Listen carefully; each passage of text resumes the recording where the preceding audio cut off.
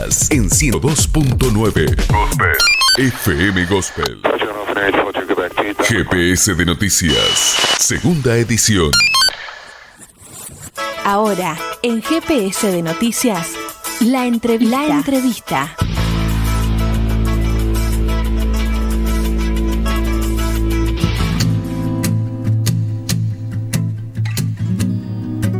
Y estamos aquí en un nuevo bloque de GPS de Noticias y ahora vamos a darle continuidad a algo que tratamos en diversas emisiones aquí en el programa y nos estamos refiriendo a la realidad política que está atravesando nuestro país vecino, hermano ecuatoriano, bien, el país de Ecuador. Porque claro, ahora el domingo que viene van a tener finalmente el balotaje que dirimirá el futuro político en el cual se enfrentan Andrés Arauz por Unión Esperanza y Guillermo Lasso por otro lado del Partido Social Cristiano. Ahora vamos a estar dialogando con José Ariza, él es coordinador político parroquial del Comité del Pueblo, Unión por la Esperanza, así que a él lo saludamos y le damos la bienvenida al estudio de GPS de Noticias. ¿Cómo estás, José? Carly, Marcos te saludan.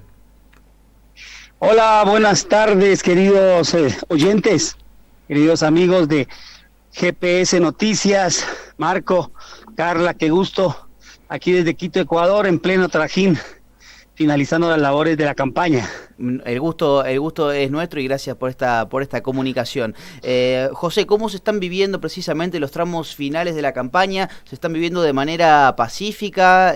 ¿Cómo se está viviendo? Bueno, tengo que contarles que hasta ahora todo se desarrolla, sí, pacíficamente. Hay una tremenda guerra sucia de parte de los de siempre, de los que tienen dinero para hacerla. Nosotros hemos tenido una campaña bastante austera, bastante pobre, diría yo, porque nuestro partido es un partido del pueblo que no tiene apoyo, lógicamente, de ningún grupo político fuerte, como sí lo tiene la otra coalición, el otro partido, que en realidad es una alianza también igual que nosotros. Nosotros somos una alianza de partidos de izquierda y progresistas, y ellos son la derecha tradicional unida en un solo partido, por primera vez en la historia, ¿no? Están reunidos básicamente dos partidos fuertes, el Partido Social Cristiano, que ha estado detrás de los manejos políticos de los últimos 40 años en el Ecuador, inclusive diría más, desde que regresamos a la democracia con el presidente Roldós, y han estado detrás inclusive de los golpes de Estado que han derrocado 3 presidentes. Ellos mismos han posicionado a los que los reemplazan y han estado en la manipulación política durante todo este tiempo. Así que ellos unidos con los banqueros, el partido creo es un partido de banqueros, donde se unen sobre todo, está el candidato que es el dueño del Banco de Guayaquil, y también está Fidel Egas del Banco de Pichincha. En fin, los banqueros más poderosos de los bancos más grandes del Ecuador están en este partido, creo. Se une la derecha tradicional histórica, terrateniente y contrabandista con el partido de los banqueros. Imagínate cuánto poder pueden resumir estos dos partidos, pero nosotros estamos haciéndole frente, como te digo, con una campaña muy pobre, lo cual limitó mucho el accionar, pero tenemos lo que ellos no tienen, que es el corazón de una gran cantidad de gente, de una gran mayoría del pueblo, ¿verdad? Que en la primera vuelta nos dio un paso más o menos holgado a la segunda vuelta, ¿verdad? Con un 33% de votación. Entonces ahora estamos esperando, hay muchos rumores de todo, sobre todo de fraude, de mucha campaña sucia contra nuestro candidato, ¿verdad? Pero creemos, y según las últimas encuestas, las últimas 5 encuestadoras autorizadas por el CNE, Consejo Nacional Electoral, tenemos una victoria promedio de un 7%. Si todo fuera dentro de la normalidad, estaríamos ganando holgadamente por lo menos con un 5%. Esperemos a ver qué pasa el domingo, estamos a las puertas. En este momento ya estamos en silencio electoral, estamos simplemente arreglando el tema de logístico de nuestros veedores, porque tenemos alrededor de 40,000 delegados para las 42,000 mesas de votación que hay en todo el Ecuador. En Quito hay alrededor de 3,000 mesas y nos toca garantizar un delegado por cada una de las mesas. en eso estamos. José, ¿nos podés comentar un poco cuáles fueron los mensajes más fuertes en los distintos cierres de campaña para todos los ecuatorianos? ¿De parte de la derecha o en general? ¿Podés comentarnos desde el partido de Andrés Arauz y Guillermo Lasso como para hacer una comparación o donde vos te sientas más cómodo? Sí, y también, claro que sí. José, un dato a tener en cuenta que nosotros por ahí se nos escapa por la geografía propia. Tengo entendido que uno hizo su cierre de campañas en las sierras y otros la hizo en ciudades costeras. Sí, así es. Guillermo Lasso lo hizo en la costa, nuestro candidato Andrés Arauz lo hizo aquí en Quito, justamente en el centro histórico de Quito, un lugar muy simbólico. Tenemos que decir que, bueno, nuestro cierre de campaña fue multitudinario, porque además fue múltiple, a diferencia de años anteriores, que se hacía un enorme cierre de campaña en algún sitio que lo permita. Por el tema de la pandemia hubo que dividirlo y lo hicimos en 200 lugares simultáneamente en todo el Ecuador. De hecho, aquí en nuestra parroquia, verdad que es una de las 65 parroquias de Quito, hicimos un muy emotivo y chévere cierre de campaña, pero igual, como te digo, lo hicieron en más de 200 lugares en todo el Ecuador, y hubo uno central donde estuvo nuestro candidato, que fue en el centro histórico, donde hubieron alrededor de unas 1,000 personas, mientras que el otro candidato lo hizo allá en la costa, de donde es originario, porque él es originario de allá de Guayaquil, ¿verdad? Y las principales mensajes que me preguntaba Carla, de nuestro candidato, básicamente la reactivación económica, que es fundamental después de la crisis generada por este mal gobierno y por la pandemia, ¿verdad? La reactivación económica en base a algunos ejes. Uno de ellos, el salvataje a las familias, que este gobierno no hizo. Nuestro candidato propone $1,000 de 1 a 1 millón de familias de las más necesitadas, es poner plata en el bolsillo de la gente para que puedan salir a pagar al señor de la tienda, pagar el arriendo, etcétera, etcétera, pero en el bolsillo de la gente más humilde, mientras que el anterior gobierno de Lenín Moreno le perdonó a los banqueros 4.500 millones de deudas, sobre todo tributarias. Nuestro gobierno propone poner 1,000 millones, pero directamente en el bolsillo de nuestra gente. Además de eso, 3,000 millones para la reactivación de las pequeñas y medianas empresas, ¿verdad? Así que uno de los objetivos fundamentales es la reactivación económica, pero junto a la vacunación. Entonces ya hay un plan de vacunación que propone nuestro candidato, ¿verdad? Ya hay compromisos inclusive de nuestro candidato, estuvo en Argentina con nuestro querido compañero Fernández, y ahí hubieron algunos acuerdos de apoyo mutuo, etcétera, etcétera, pero el hecho es que la propuesta de nuestro gobierno es vacunar a todo el Ecuador, 17,5 millones hasta diciembre de este año, porque sin vacunación y sin un plan efectivo de salud, pues no podrá haber reactivación económica que valga. Por eso también parte de la propuesta es la recontratación de más de 6,000 médicos que fueron despedidos durante la pandemia por este gobierno, algo que mucha gente ni creería que sea posible, que en plena pandemia, en plena emergencia sanitaria, se despidan a médicos. Además de eso, el fortalecimiento del sistema de salud como funcionaba en la época de Rafael Correa, en la década la década ganada, que llamamos del 2007 al 2017, en la cual realmente ese sistema funcionaba, había medicinas para todos, la salud era totalmente gratuita, mientras que el candidato Lasso propone, como es su modelo neoliberal y todos lo sabemos, la privatización, o sea, seguir debilitando el sistema de salud como lo hizo este gobierno para privatizarlo, para que no valga la pena y la gente no se canse de esperar y tenga que buscar cómo pagarle a una clínica privada, y definitivamente que se salve el que pueda pagar, ¿no? El que pueda pagar los derechos los tendrá. Entonces, la diferencia fundamental es un modelo neoliberal salvaje, caduco, ¿verdad? Pero que es la única manera como las clases pudientes, como las clases poderosas pueden mantener sus privilegios y mantener el modelo económico actual, ¿verdad? Versus un modelo soberano de enriquecimiento general masivo del país, de la sociedad, que es lo que propone nuestro candidato. En general, casi todas las propuestas de Lasso en contra de lo que él mismo ha declarado y por lo cual hay documentos, videos, entrevistas en las que dice incluso que va a bajar el salario básico a $120 porque si no las empresas van a seguir quebrando. Eso básicamente es una medida totalmente neoliberal.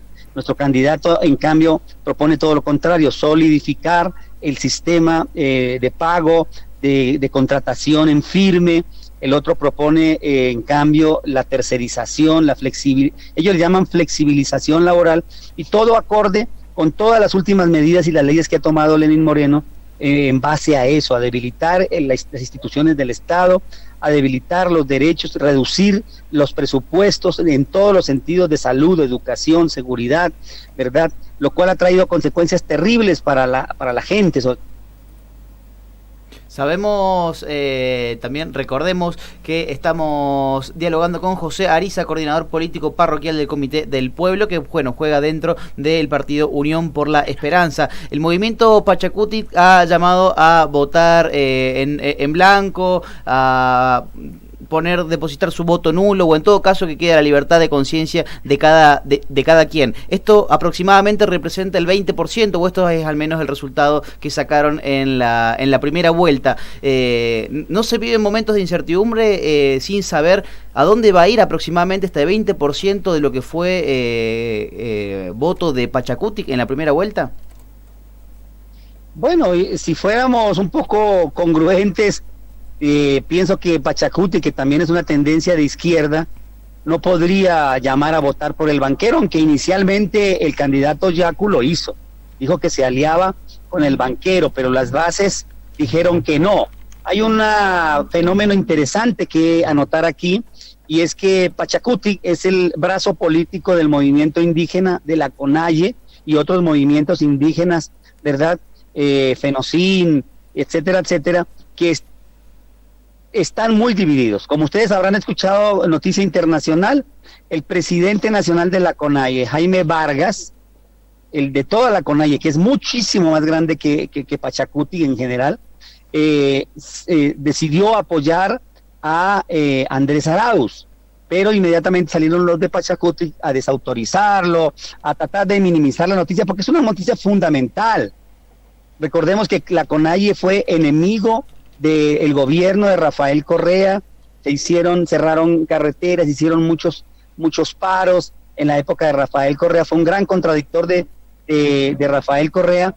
En pos, creo yo, como siempre en Ecuador, lamentablemente, y creo que en todas partes, funciona el tema de las cuotas de poder, o sea, pidiendo cuotas de poder, ministerios y cosas así, ante lo cual Correa fue bastante estricto en tratar de no dañar la institucionalidad y no seguir manteniendo el mismo modelo de las corporaciones, de las pequeñas corporaciones sociales y de los pequeños grupos que manejaban una u otra parte del Estado. Entonces, realmente había una tremenda división entre la Revolución Ciudadana de Rafael Correa y la CONAIE, y ahora de un momento a otro deciden unirse y apoyar un mismo proyecto. Realmente es algo muy importante para la lucha del pueblo ecuatoriano. A pesar de que la quieran minimizar, pienso que será fundamental. En este momento será fundamental para los resultados. José, quería retomar un poquito lo que comentabas acerca de los mensajes en los cierres de campaña, principalmente sobre el tema de la vacunación, el fortalecimiento de la estructura sanitaria. Queremos saber de primera mano cómo es la situación epidemiológica actual en el Ecuador. Ya. El Ecuador en realidad en este momento está viviendo también, como muchas partes de América Latina, un rebrote, pero me parece que no es tan grave como lo que pasa en Brasil, por ejemplo, que es escandalizante, ¿no? Aquí, en este momento estoy en la calle, estoy hablando desde mi carro, la calle está llena, los negocios están abiertos, la gente camina libremente, a pesar de que el gobierno dictaminó un decreto de excepción, lo cual limita toda la movilización de la gente, pero básicamente con la intención de afectar, de incidir en la campaña política para evitar concentraciones de gente, porque las mayores concentraciones siempre las ponemos nosotros. Entonces, eso es muy importante decir, que aquí todo da la apariencia de normalidad. Hay un tráfico impresionante ahorita de carros y de gente, la gente está en las calles, a pesar de que está inclusive lloviendo, la gente está en las calles, así que eso te da una idea de que realmente el tema de la pandemia está bastante regulado aquí. La ocupación de las camas UCI en Quito, por ejemplo, está en un nivel del 40%, ¿verdad? Lo cual implica que está dentro de los parámetros normales, digamos así, ¿no? Si se podían llamar normales, del manejo de la pandemia, ¿verdad? Está bastante controlado y se escucha ya muy poco del tema de muertos, así, en cuanto a la percepción de la gente, ¿no? De todas maneras, hay una campaña mediática para asustar a la gente diciendo que hay un tremendo rebrote. Afortunadamente, de cierta manera, aunque no, a la larga no es tan bueno, la gente ya no cree en las instituciones, la gente ha perdido totalmente confianza porque se ha visto desamparada de parte del gobierno, ya no cree en la prensa, y el día de las elecciones, el 7 de febrero pasado, por ejemplo, que también hicieron lo mismo, una campaña mediática de que había rebrote terrible del COVID, la gente salió masivamente a votar y se rompió el récord de abstención histórico que estaba bordeando alrededor siempre del 20-25%, y tuvimos una abstención únicamente del 15%, o sea, la gente salió a pesar de la tremenda campaña, lo cual dice mucho de que primero la gente quiere realmente tomar una parte importante en la decisión política, y segundo, la gente no le cree nada a la prensa. José, te agradecemos mucho la comunicación, lamentablemente andamos cortos de tiempo, tenemos que interrumpirla, pero vamos a seguir este tema de cerca, ya lo hemos hecho en varias emisiones aquí porque nos interesa. Es más, una de las propuestas de Arauz fue generar un gran bloque del progresismo en Ecuador, y eso sin duda va a impactar en el reordenamiento geopolítico de toda la región, así que estamos vinculados íntimamente respecto de lo que va a suceder el 11 de abril, este domingo, que va a ser la segunda vuelta entre Arauz y Lasso. Así que, José, te agradecemos mucho la comunicación y te volveremos nos volveremos a comunicar contigo, ¿no? Para que nos puedas transmitir cuál es la realidad que se está viviendo en Ecuador después de la segunda vuelta. Te agradecemos mucho. Claro que sí, les cuento que mañana vamos a hacer una tremenda red de comunicación alternativa, más de 200 canales y emisoras comunitarias para tratar de romper el cerco mediático. Yo estoy ahí como uno de los que va a manejar el tema de las entrevistas. Si desean, con mucho gusto les envío el enlace para que ustedes vean un poco en directo lo que va a suceder el 11 de abril. Por favor. Eso va a ser a nivel de todo el Ecuador. Por favor, es importante tener redes comunicacionales en este tiempo y romper los cercos mediáticos concentrados. Te agradecemos mucho, José, y bueno, y éxitos este domingo. Con mucho gusto, ya sabe, cuenten siempre conmigo, estoy siempre a la orden de la comunicación popular. Muchas gracias, José. Adiós. Saludos, abrazos. José Ariza, coordinador político parroquial del Comité del Pueblo de UNES, Unión por la Esperanza, nos comentó un poco lo que va a ser la segunda vuelta en el Ecuador, la segunda vuelta, el balotaje entre Andrés Arauz y Guillermo Lasso.